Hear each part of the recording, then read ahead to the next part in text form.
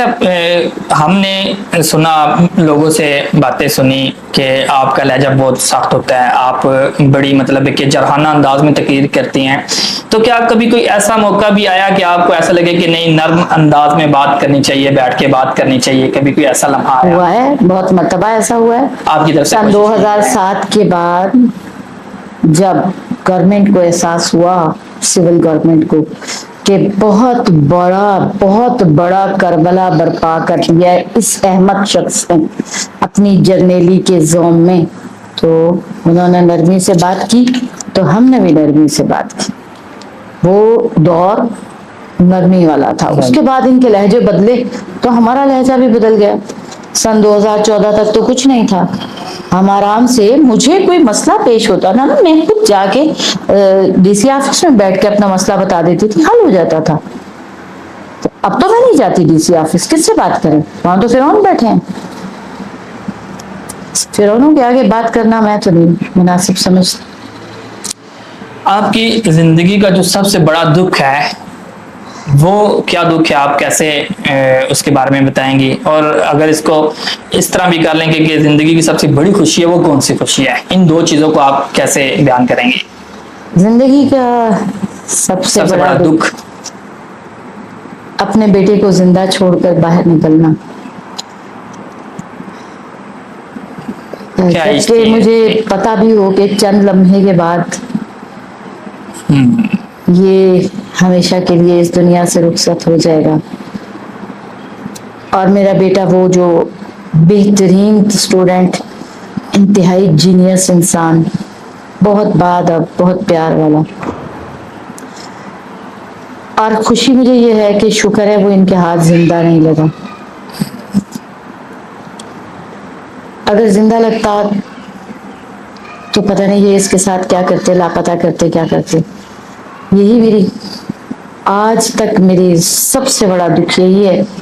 اسے جب مجھے بہت یاد آتا ہے، میں پھر اللہ سے کہتی ہوں، اللہ میاں میرا 1 ان کے 100، اور یہ عدد پورا نہیں ہوگا تب تک ان کی مار لگنی بند نہیں ہوگی. کیونکہ وہ جتنے بچے کھڑے تھے وہ میرے ساتھ کھڑے تھے، وہ اپنی ماؤں کو چھوڑ کے کھڑے تھے، میرے ساتھ کھڑے تھے. وہاں لڑکا کوئی بھی 28 29 سال سے بڑا نہیں تھا، سارے 17 16 18 19 20 22 سال کے لڑکے تھے.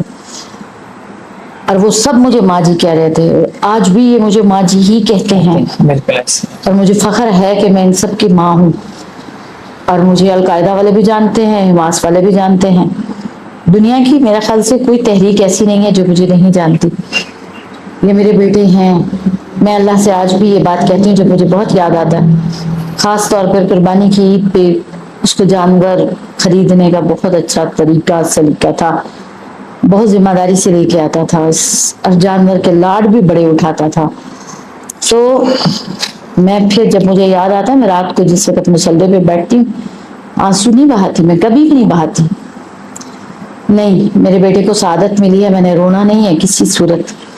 میں یہ کہتی ہوں، اللہ میاں میرا 1 ان کے 100.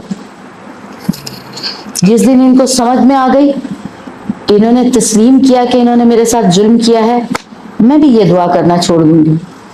لیکن فی الحال تو لگتا نہیں.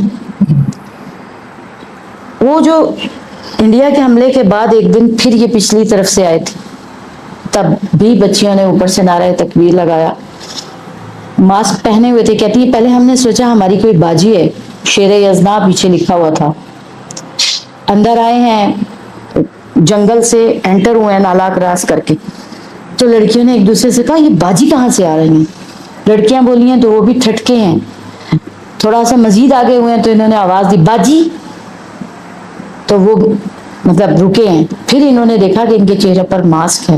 پھر انہوں نے زور سے آواز لگائی، ایک تو تکبیر، نعرہ تکبیر، اللہ اکبر، اور دوسرا ایک بچی بھاگی فوراً میری طرف اور دوسری ٹیچرز کی طرف، اور وہ بولتی ہوئی گئی کہ پولیس اندر آ رہی ہے. تو بچیاں آنن فانن اٹھ گئیں، اور جیسے ہی بچیوں نے نعرہ تکبیر لگایا، یہ پلٹ کے بھاگی.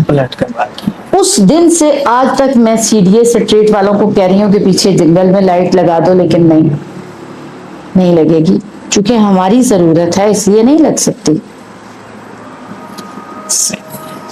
اچھا، اس کو اب اختتام کی جانب لے کے جاتے ہیں. آپ کا بہت قیمتی وقت ہم نے لیا.